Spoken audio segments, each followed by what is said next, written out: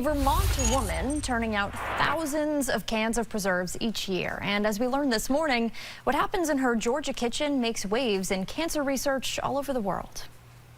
Berries, jalapeno, and bourbon. We're just gonna crank that up, let it come to a boil. Martha Sue Bichard cooks up a batch of what she calls Kentucky Bar Fight Jam. She learned about canning as a kid, but making preserves is a newer pastime. Once we were married, I started making jams and jellies. Just kind of a hobby. Though for a while, health concerns forced Bichard to simmer down her hobby.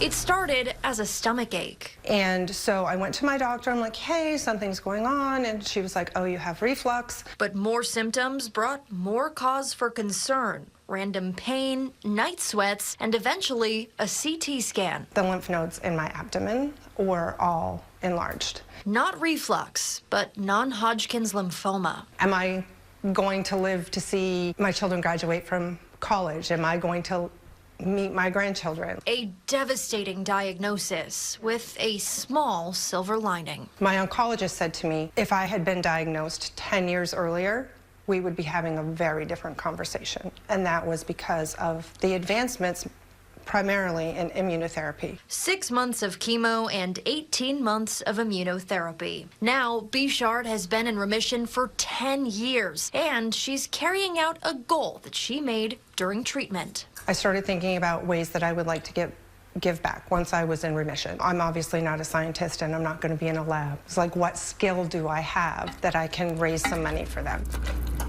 For the past 6 years or so, her canning hobby has taken on new meaning and a new name. Canning for a Cure, raising money for the Leukemia and Lymphoma Society, which Bichard says is directly responsible for the immunotherapy that put her into remission. She's raised over $56,000 to date. It feels really good. It feels like it's enough money to do something important. Her goal is $100 grand, funded solely by jellies and jams. Most of her customers find her on Facebook, but she does a lot of craft shows too. Savory jams, boozy jellies, or sugary preserves. Bichard knows canning for a cure makes a difference. And it's a sweet way to spread a somber warning. My message that I really like to tell people is if you have weird things going on, don't give up on that.